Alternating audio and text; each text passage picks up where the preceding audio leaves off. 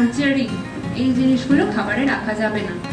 আর এমনি যে oil use করবো, আমাদের একটা কোয়েশ্চেন থাকে সবারই যে আমি কি তেল খাবো, তাহলে কি আমি অলিভ অয়েল খাবো? আমি বলবো একদমই ওরকম না যে আপনাকে অলিভ অয়েলে চলে যেতে হবে। আপনি মাস্টার্ড অয়েল, যেটা আমাদের তেল, সেটা কিন্তু উদ্ভিজ্জ তেল। তো উদ্ভিজ্জ তেলে আমাদের কোনো সমস্যা নেই, কিন্তু তেলের পরিমাণটা ঠিক রাখবেন। আপনাদের যদি কোলেস্টেরল হাই হয়ে থাকে, আমি বলবো যাদের কোলেস্টেরল হাই, 10 ml মানে 2 চামচ তেলে আপনাদের সারাদিনের রান্নাটা করার চেষ্টা করবেন।